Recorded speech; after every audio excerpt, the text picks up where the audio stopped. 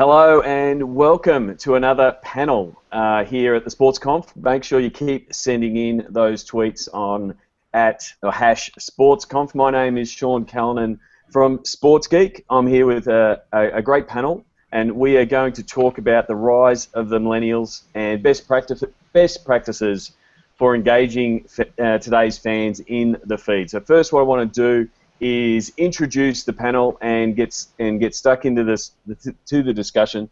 I'm stumbling a little bit. It is 7:30 in the morning here in Melbourne, Australia, and so I'm just getting started. But we will get going. First of all, I want to introduce Jayne Bussman-Wise from NYCFC. Jayne, welcome to #Sports the Hangout.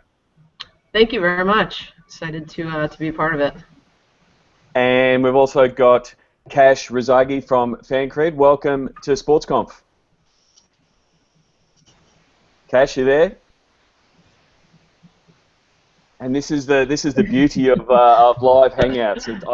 Either Kash is really still and just waiting for his moment, but he will be back soon. Kevin DeShazo from Fieldhouse. Welcome to the chat. Thank you. Excited to get started with you guys.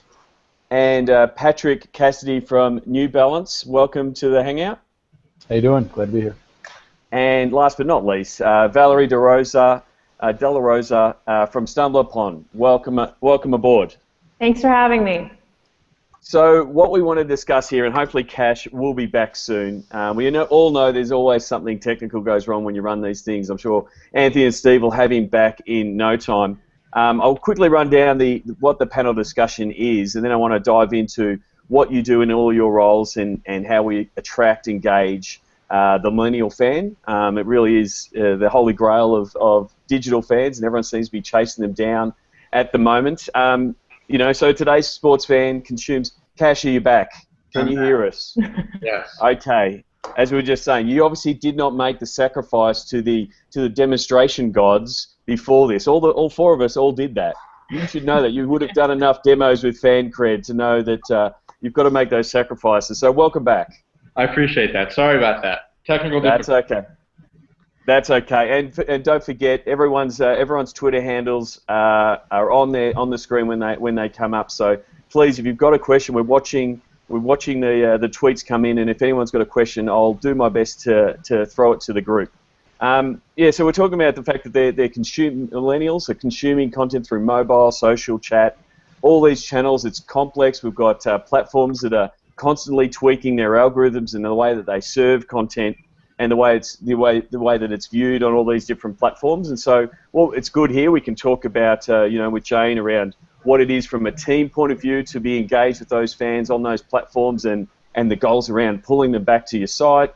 To Kash, who's driving a platform that's around millennials and how it's working with teams and those kind of things, and how those fans are engaging there. Kevin's always working with the student athlete around that, and understanding how they're using it and how students are gravitating to these new platforms. And then it'd be really good to hear from Valerie around how StumbleUpon is seeing the content moving and how millennials are using it, and then be really good to get from Patrick that brand perspective and what brands are doing in the space and what they've learned from it. So first of all, I want to open it up with you, Jayne. In your new role at NYCFC, and coming from your experience at the Nets, what are the challenges for you to try to attract millennials, and also when you are starting up a new franchise? Yeah, no, thank you. So I came on board here around November, and I think really for us the key focus, our first game is March 8th, first home opener March 15th. So for us, it's how do we build a franchise? How do we build a fan base? How do we engage millennial fans, which we know are sort of a core key demo for MLS? And to your point, it's really looking at the types of content that we can put out there, distributing it on the right platforms. So we are where our fans are, so we're on, all the social platforms. We launched Snapchat a couple weeks ago, and it has a very different tone, and there's different content there than you'll find on Facebook, which is different than Instagram and Twitter, and it's kind of a juggle between all of them. And to your point, we really want to push people back to the website, but at the same time, if they're not coming to our site, we want to engage them because we're a nascent brand. We're so new. we need to build that fan base, and it really starts with engagement for us, and that's kind of our key metric that we look at day in and day out. It is a challenge, and it's probably a good question to drive across to Kash, in that you're saying you want to engage them on the platforms they're on, but you've also got this goal. You've got these KPIs of getting them back to your site. Kash, your app Fancred, and you've got fans engaging and playing on that app. How do you, as an app builder, sort of get that balance for providing value for your user base, but then also providing value for partners in what they want to do? Sure. I appreciate the question. I think it may make sense for me just quickly explain what it is we do at Fancred. So Fancred, we're a startup based out of Boston, Mass. We've been around for 2 years, and our mission is to build the world's largest fan network. And really what that means to us is that we're starting with the fan, and fans are joining Fancred to create personal profiles for themselves.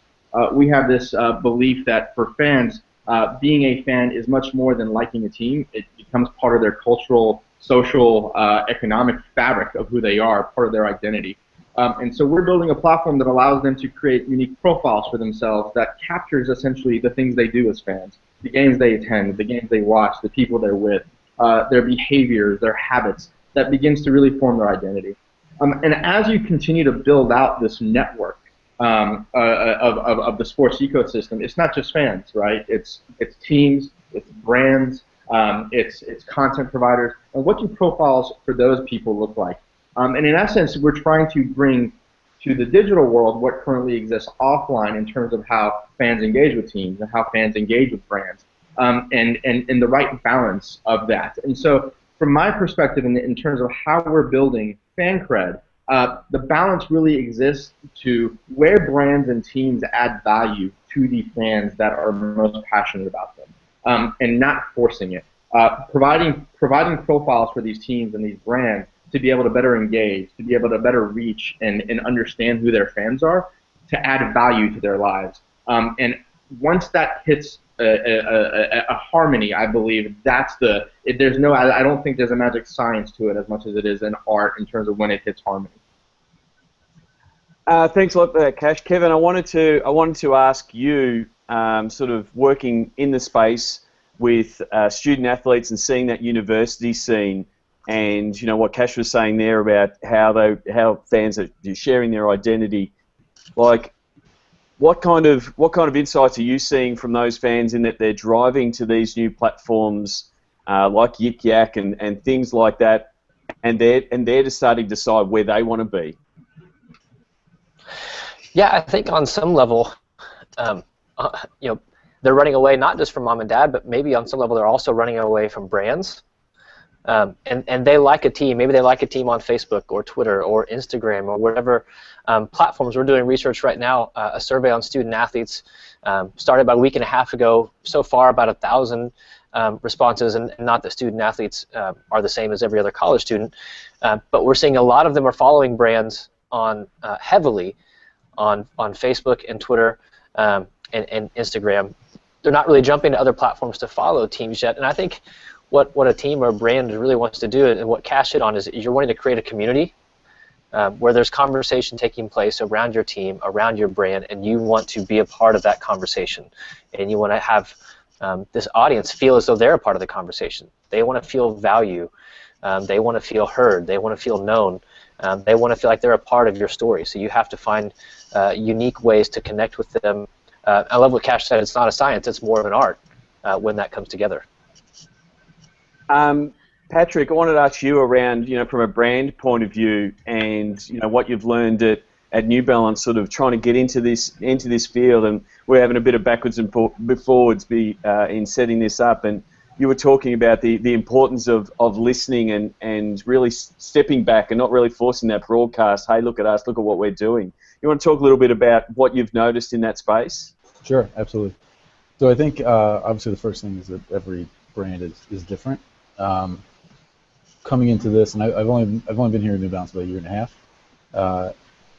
What I found, and it makes total sense when you look at everything, why you would follow certain brands. There's one end of the spectrum is brands that would give you deals or functional things. At the other end of the spectrum is things that you would literally get tattooed on your body, your favorite teams, your favorite bands, and you want different things from that. And what I've seen, what specifically with New Balance, is that we're much closer to bands and teams than we are to coupons and things like that, which is great. We're not at that point, but I know that that's true for our specific situation, because every single day seeing people tagging New Balance, talking about New Balance, sharing pictures of them doing amazing things in their New Balance apparel and footwear, running to the tops of mountains, personal bests in races, perfect outfits with New Balance lifestyle products. So that's happening in mass every day. So it was pretty clear, looking at what I kind of came into, we weren't listening to what people wanted from us. It was very, very, very sales heavy. Here's a product, buy it. Here's a product, buy it. Here's a product, buy it. Let's talk about ourselves. And it was, the realization came with a couple big hits. Like, it's not what we want to talk about in these walls in our office in Boston. It's what's happening out there is way more important. And as soon as we shifted kind of what we were doing to focus on these people who want to be part of this community and engaging with them and giving them a platform to share their successes, as soon as that happened, our engagement for us went through the roof. And it was, now it's, you won't see on our, for the most part, on our things, of content that we're putting out there, you won't see quote unquote brand marketing stuff. The highly stylized images of runners in perfect matching coordinated outfits running in places perfectly lit, people who would never talk to each other, let alone hang out and then go running together. You see the vast majority of it is giving people what they want in terms of information or more authentic imagery and videos, and a lot of user-generated stuff, engaging with people, making them feel like this community is what has really propelled us forward. And our engagement has blown away what it used to be when it was buy this now, buy this now, buy it now. So we learned a couple hard lessons. I learned a couple hard lessons early on of not listening, thinking we know what's best and we know what we want to push. And when you listen to people, when you listen to what they want and what they react to and what they want, where they want it and when they want it, that's when the ship really started to move for us. Yeah, I think there's a really big opportunity in platforms like Instagram where you'll see New Balance runners. They've gone and run around the lake or they've done their circuit, and they're going to take that shot and share it. And so you're leaving so much content out there if you're not embracing that. And so there's so much option from a brand point of view. It's tapping into like human reaction. Everybody knows how great it feels to crack open a box that has a new pair of sneakers in them. Like, that's a great feeling, and so that's literally become part of our content stream. Like, this person just opened their first pair of New Balances in Belgium, and they took a picture of it, and now we're going to share it with the world. Everybody knows what that feeling is like, and people rally around that. And we're not telling them what they want; we're giving them what they want. Kash, you had your hand up there. You're seeing that kind of content shared. Yeah, absolutely. I mean, I think just to piggyback off that a little bit, I mean, what we've seen on Fancred, I mean, I think if you look at our user base, we're still upwards of 90% fan-focused. We do have a few brands, a few teams on Fancred. But if you look at on Fancred, or even if you look across all social media, Twitter, Instagram, Facebook, it feels like the brands that are really doing well, that are really getting engagements, are not the ones that are pushing buy, like you mentioned, but are the ones that have an authentic voice. The ones that are sharing behind the scenes, the ones that are interacting with fans, the ones that provide a different point of view. It's when a team talks trash to another team, or when a brand talks trash to another brand, that gives them a sense of personality that consumers don't generally see. And so I think the brands that do the best are the ones that are playing the long game, not the ones that are trying to monetize tomorrow, the ones that are trying to build brand awareness, build community, build an engagement with their fan base, to tie back to monetization eventually, but not necessarily I'm going to get on Fancred to make money, or I'm going to get on Twitter to make money. I'm going to get on Fancred to insert myself into the ecosystem and have people aware of who I am and have people aware of my brand. So one day I can monetize. But when I do monetize, it'll be worth a whole lot more than a cheap monetization scheme now. And with them ending up leaving soon after. So my perspective is an authentic voice matters so much more than anything else. Yeah, Kash, I completely agree. I think it's very close to what Gary Vaynerchuk sort of says with the whole jab, jab, jab, right hook. And all of these platforms that the millennials are now on, they want all of these jabs. They want all these jabs. And it's just got to be, you've got to give little bits of the story, all that kind of stuff. And eventually the right hook will come, but it's these platforms that they're on aren't really right hook friendly. You just want to build up that story, build up that relationship. Valerie, I want to talk to you about StumbleUpon and where you're seeing millennials moving to, because discovery, because there's so much content that's grown, there's so many platforms that have grown, there's so many different sources. Like how are fans now and millennials overall finding content, and what type of content are you seeing that they're being drawn to? Sure. Well, for you, those of you who aren't familiar with StumbleUpon, we're essentially an entertainment platform. And within that, we're kind of two things, depending on whether you're coming to us as a fan, as a consumer. We're really a content discovery platform. And then for brands and publishers, we're your content distribution platform for you to get that content to those fans. So one of the few companies that do that send traffic to websites, as well as for these brands and publishers that want to know more about these fans. We also have first-party registration data, which includes their age, their gender, their location, what type of interests are they stumbling on StumbleUpon, as well as what kind of device they're using. And so from that, what we're really seeing, and what you really need to know about millennials, especially I am a millennial, is that this generation is suffering from content fatigue. There's definitely no lack of content. And when you open, and brands and publishers specifically, are losing their identity on these platforms to try to game the algorithm. I think we all know kind of which one I'm referring to without calling it out exactly. We all know this game. Hello, Mr. Zuckerberg, if you're watching. And and so that's why we're having to try all these different emerging platforms. And on StumbleUpon, as a brand or publisher trying to reach these fans, you have an opportunity to be part of this surprise and delight that is the essence of our platform. By having a fan stumble upon your content maybe unexpectedly. And my job in two-part is, so not only, so I'm the head of social for StumbleUpon, so I also kind of sit in everyone's seat in that I run all of our, oversee the strategy for all of our social channels. So I too am playing that same game with the algorithms and whatnot, and what's been a success and for what kind of content millennials want. And I think, Patrick, you kind of touched upon this about emotion, is kind of take a step back and what is your content segmentation strategy? What are the three buckets, or what are the buckets that you're kind of filtering all of your content through? Some of ours include an emotional gift. So is this going to give someone the emotional gift of wonder? Is it an article about, and let's go back, this being about sports, is it an article about, this group of NBA players that has never dunked a basketball before? Oh, I never thought about that. How can you kind of answer that, kind of provide those answers for your fans about things they never thought about, and that are not the trending topic that's being shown by eight different publishers in their newsfeed, because what's going to make them want to click on your content?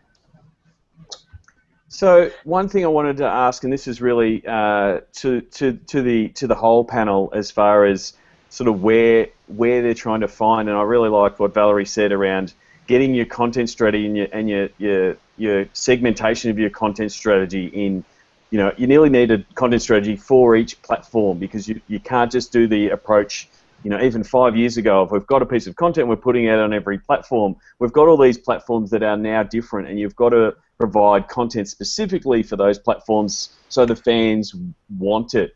I guess, Jayne, I want to go to you and sort of talk about, what you're doing in the MLS and some of the different strategies you're using. You just said you opened up Snapchat and using different platforms. Is there specific content that you're putting on those platforms because that's the kind of content they want, and then how do get back to your original goal, which is getting them back to your site, getting them to platforms where you can have a longer form conversation, and then, you know, that end game of getting them to a game, which is, you know, primarily your goal.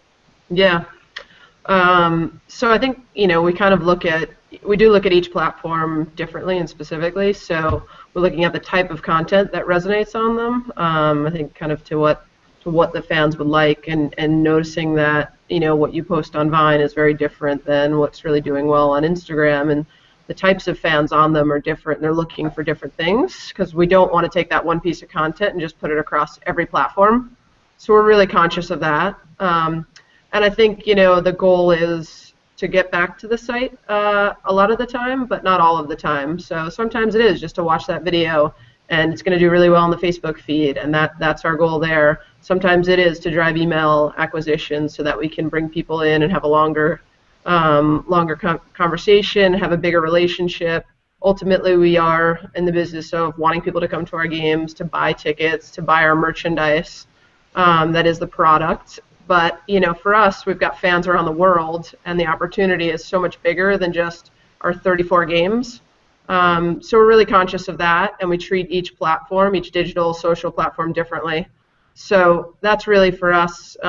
We look at the goals, we look at the engagement. I think to some of the earlier points, we monitor as we go. And as the algorithm changes, as the platforms change, we have to adjust with them.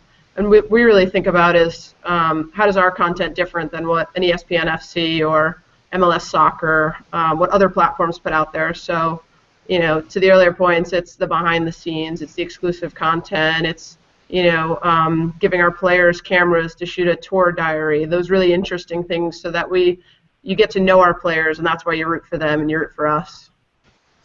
Kevin, I wanted to come to you on the player aspect, because, you know, especially in the student athlete space, you know, you've got these players that are coming up. They're using these platforms natively, like they're using Snapchat and platforms like that.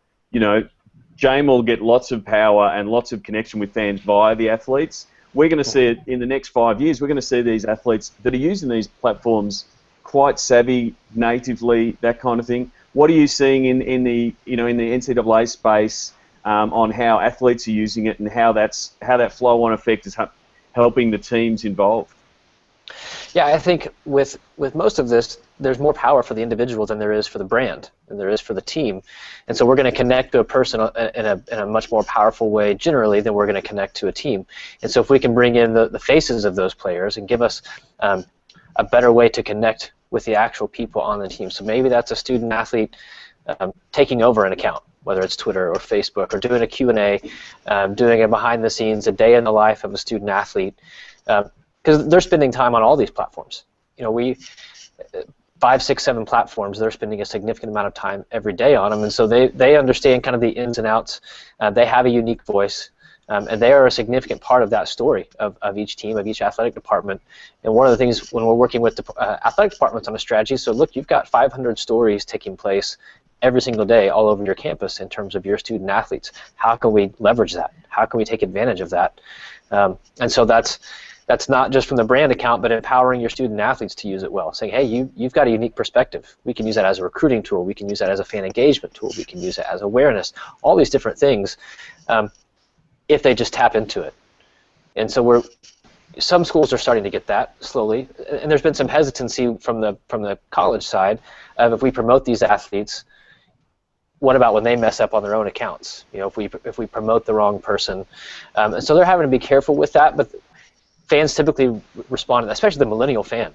Like, they're going to see past all the buy stuff. They want authenticity. They want an emotional connection. You have to find a way to relate and add value to their day, and solve a problem for them. And a great way to do that is with the personal stories of your players.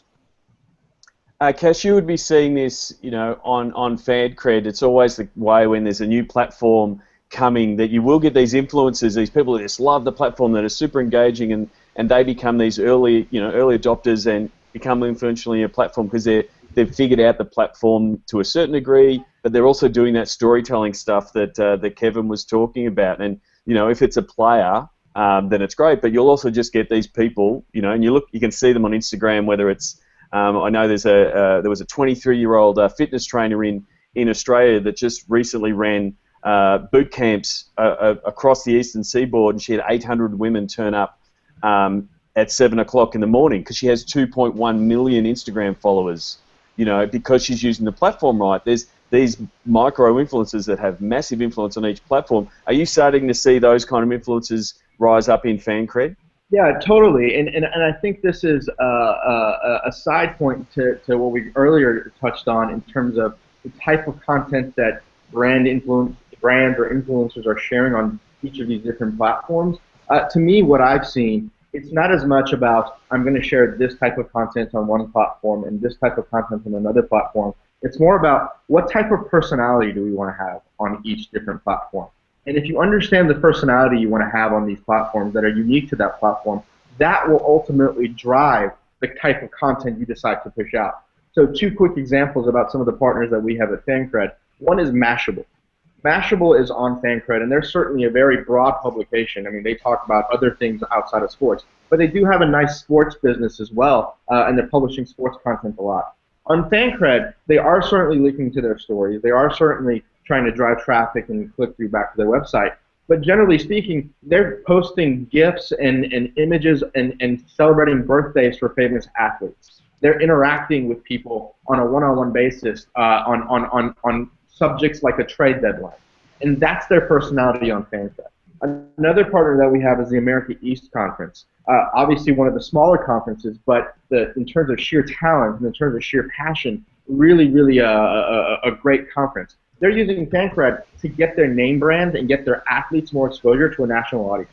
So instead of posting posts that are specific to any individual school, they'll post a great play that happened at a school that maybe any fan across the country would enjoy seeing. And so the types of posts and content that they're sharing is really based on the personality they want to have, and that's the type of engagement that they get. That's the type of following that they're able to garner for themselves based on the personality that they portray on Fancred. Valerie, I wanted to ask you around the different types of content that you're seeing that are getting liked and sharing, that because you're getting, not only are you seeing, you know, serving up this content, but you're sort of seeing what people are liking. Is there any particular thing that millennials are going to, whether it be short form or long form or photos and video? Is there that kind of, can you start seeing where the content trends are going? Sure. You know, one particularly funny content trend that we've seen here at StumbleUpon is that we're actually, based on our data, that hamsters are actually replacing cats as like the animal of the internet based on our data. So you heard it here first. Mind blown. We've just actually, you know, seen that in our data that there are more content around hamsters, whether it's the tiny hamsters, videos that come out around the different occasions like Thanksgiving or eating tiny burritos. You know, you have to think about what, you know, when you think about trending content, you need to think about, you know, why something goes viral. It's because it's the unexpected. And, you know, really the stock market of viral content, it really fluctuates according to how much social currency we give to the current trending topic of the moment. You know, whether that's Left Shark during the Super Bowl or, you know, Prince during the Grammys, for, you know, example. But, you know, the 2 things you really need to think about is that it's a privilege for any of us as brands to be in our consumers' feeds, whether that's on, you know, Snapchat, whether that's on Twitter, etc. And, you know, kind of going back again to a little bit of what Patrick said, is the idea that brands really want, and it kind of all goes back to this thing about social currency. You know, consumers look to brands for 2 things, either free stuff or social currency.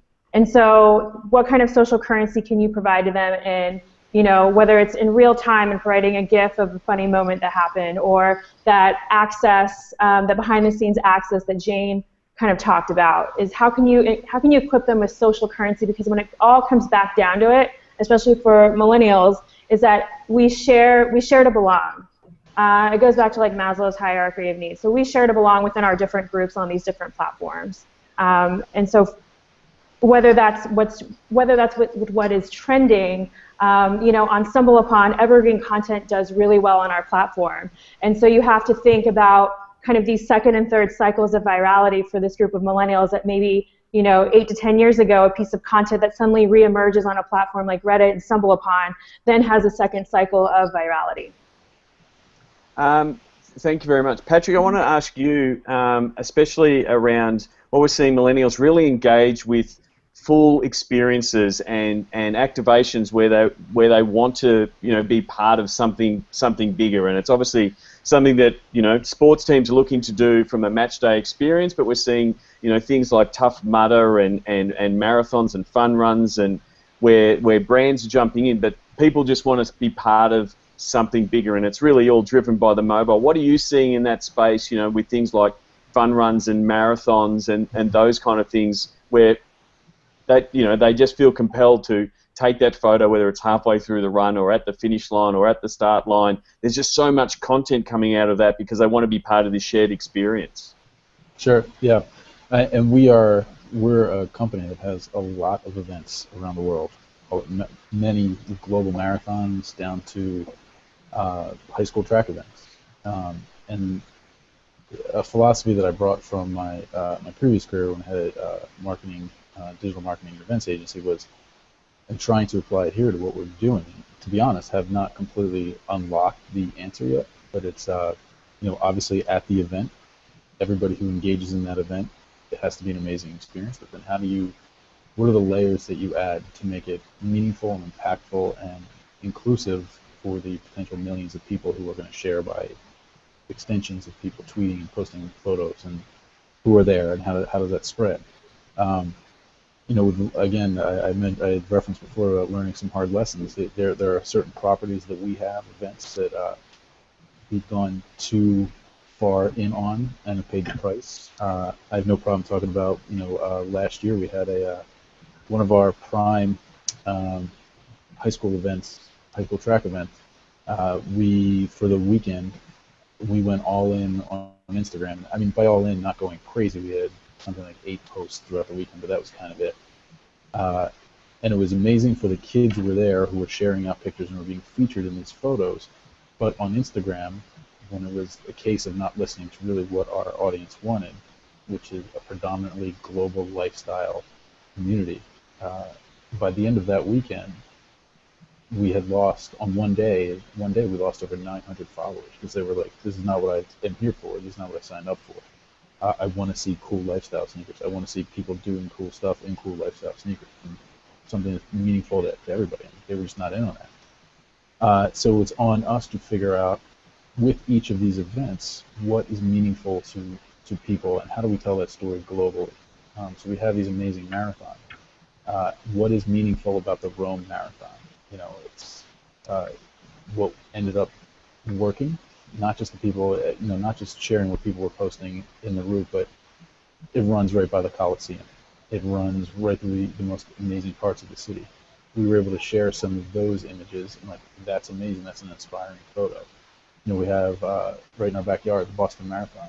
What is meaningful? What can we share with the world? Not just how do we activate locally, because we have tons of stuff that we do locally, expos and driving people to our stores, and great interaction with our brand. But what do we do that's helping to make people feel inclusive around the world? Last year all eyes were on Boston for that. We rallied around a Love Boston hashtag to try to make it not so much about Boston, but the idea that Boston was representing, where it was you can go and you can run and you can compete and take part in these amazing races and push your own personal limits without having to be afraid. And that is something that everybody seems to understand, get that feeling, as opposed to, I am running in this neighborhood in Boston, because that doesn't mean anything to anyone, someone in England, to someone in Russia, to someone in China. But so our content outside of what was happening on the ground was, how do we make that more forward-facing, so that people, I get that emotion, that yes, I want to run, this is what Love Boston means to me, the freedom to run and do what you want to do. So it really is, for us, how do we engage with people on the phone, and how do we deliver those messages and content that are meaningful to them, and not playing, kind of inside baseball with New Balance, and this is what we're telling you is important. And so how do we make that something that everybody can get, whether they are there on the ground or if they are thousands of miles away. Thank you very much, Kash. You've got a question from Jonathan Levitt via Twitter. What organisations are you guys seeing doing a great job of building community via social or in person, but really to connect with this demographic? I mean, I can talk from experience with the recent Asian Cup here in Australia. There was a lot of work done to connect with the community, both from a digital point of view, but also at the in-person stuff that Jonathan just asked there, going out and reaching with the different communities that followed the different teams that were coming in were one of the key success. They went out and connected with the different Asian communities that were going to be part of the tournament and made them feel value, and then brought them into the digital side. It wasn't really just a specific digital play, so it was really that offline and online. Anyone else got an opinion on an organisation doing a great job building a community? I think Adidas is doing a good job with some of their recent campaigns. I think the MLS overall, reaching millennials, does a fantastic job. Probably one of the better sports organizations. And the Pac-12 had a campaign called Back the Pack. You can Google it. There's a couple blog posts written. But Justin Karp and the Pac-12 network, they do an incredible job of rallying their millennials. So what I want to do, because I'm just pressed for time, I know that we've got to wrap this thing up.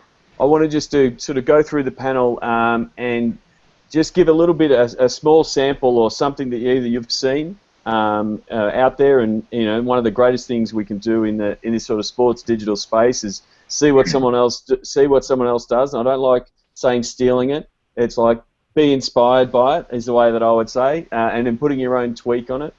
So yeah, just quickly go through the list. We'll start with you, Kash. What sort of campaign, or at least even a content piece, you've seen that's really hit the mark with millennials? Yeah, I like to look at things more thematically and figure out what the trend is there, and then tactics really fall into that. And thematically, what I've seen in terms of campaigns that have been quite successful are the campaigns that make the campaign more about the consumer versus themselves. And so I'm not necessarily sure it's necessarily a sports brand, but certainly it was appealing to millennials. The one that really I noticed take off this past year was Coke's Share a Coke With campaign. It's a campaign that's designed to tell you, to allow you to share with the world who you're sharing a Coke with and have their name on a bottle. And if you ever looked at their Twitter's mentions, it was just crazy in terms of how people were tweeting this over and over again. That campaign actually started in Australia a couple of years ago, and it's now rolled out around the world. What about yourself, Jayne?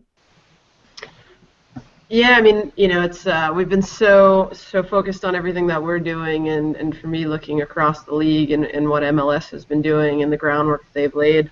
I think for me, I look a lot at what Seattle has done and the Sounders and how they've been able to build such a strong, passionate fan base in that city, and the environment that they've created. That I think for us, they're certainly a one that we look to within MLS as a leader, and really building that digital and physical sort of fan base and passion and it's a really engaged audience. So that's one that, at least in my world, that I'm kind of looking to quite a bit. And Valerie, you've already given us that hamsters are big. Hamsters are bigger than cats. But now you're going to have to take mute off. What's the other piece of hot content that you're seeing that's just you're seeing a bit of a theme that's going a little bit viral lately? I think it's really something about the unexpected, or whether it's a piece of content from a Japanese news website that says like what the shape of your fingernails actually says about you. It's something that everyone has, that everyone can compare. Or it's taking the unexpected in a really popular piece of content on one of our social channels was about an artist illustrating famous movie titles and by removing one letter.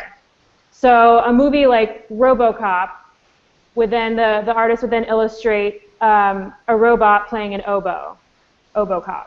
and for some reason, millennials just ate that up, and we targeted to a very specific age audience on that. And again, it's taking things that are known and giving a twist is really kind of the theme. Something that seems very obvious. Yeah.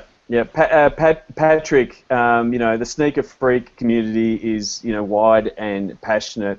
I'm sure you've seen a piece of content that's, flown by your desk as far as, you're monitoring that you've just gone, wow, if I'd have briefed someone to do that, it would be, I would have loved to have taken credit. What type of content have you seen from that usage, from your community, from your customers that you've just gone, wow, that's really hit the mark with everybody? Sure, specifically in that sneaker community? Oh, well, anywhere in that space that you've seen the content that's flowing through.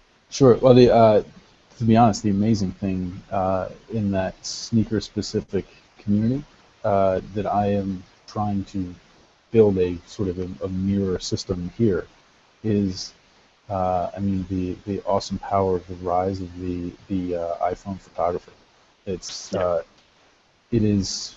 I come from a background where I had a magazine for a decade, and so much of it was so much of our research was poured into photography and equipment and things like that. And now there is this rising tide of young Instagram monsters who are just they can capture the quality and the craftsmanship and the specific angles and the details of these lifestyle sneakers in certain ways that kids are doing this, and they are amassing massive followings, people who are there just to see this art that they are creating. And how that is, it started, and it's what I've seen is the rise has been very fast. If you just look in the last 8 to 12 months, how it's changed from it for a while, it was the amazing artistry of people with the perfect iPhone shot of the angles of lifestyle shoes, and then it has morphed into crazy things like shoes coming out of puddles and how the water drips off it, to the shots that we're all seeing now of people who are dangling feet over skyscrapers or out of blimps or out of helicopters, and it's all super creative kids with their iPhones, and if they step up a little bit with the equipment, but it's a one-upsmanship culture, and it's like, man, the days of us or big brands locking in and shelling out tons of money for these massive photo shoots, they're going extinct pretty quickly, because it's time to invest in what is impacting that target demo that everybody wants: the younger, faster, better, hipper. Definitely. And I was talking before about looking at what teams are doing for inspiration and stealing it. But what you just said then, if you're trying to look for what's the new hot trend, and we all get the brief, give me the viral video, give me the viral content.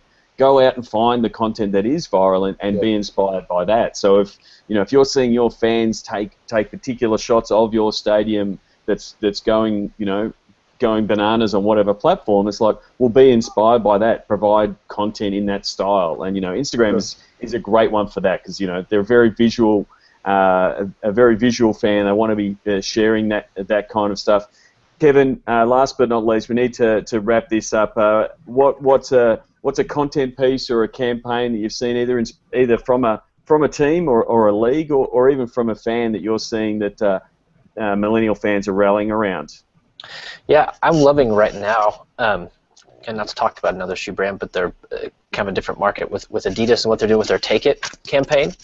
I was just reading an article. It was the most viral video last week, 17 million views, more than double what the second top video of the week got. And so I love the message that they're sending out with that. They've got a couple campaigns that they've launched recently, again, going at the millennial fan, the millennial athlete specifically, and I think they are tapping into some powerful storytelling right now. Well, thank you very much to my panel. I'm getting the wind-up signal from Anthony and Steve back at hashtag Sports, and I know everyone who's listening right now would definitely be getting the hashtag Sports newsletter. It's a great resource. Thank you very much to my panel. Jayne from NYCFC, thank you very much. Thank you. Kash from Fancred, thank you very much. Pleasure, thank you. Valerie from StumbleUpon, thank you. Thank you. Patrick from New Balance, Thank you thank very you much. very much. And Kevin from Fieldhouse, thank you very much. Thank you, Sean. Thanks, guys. Enjoyed it. And don't forget, you can go to the speaker page, connect with everybody who's been on this panel and all the speakers. Please connect with us and fire the questions via Twitter. My Twitter handle is @SeanCallanan or @SportsGeek. And you can listen to more on my podcast, the Sports Geek podcast, if you want any more. And that's it from us. There will be another panel coming up very shortly, so stay tuned in for the Sports Conf, and let's please continue the conversation on Twitter. I guess.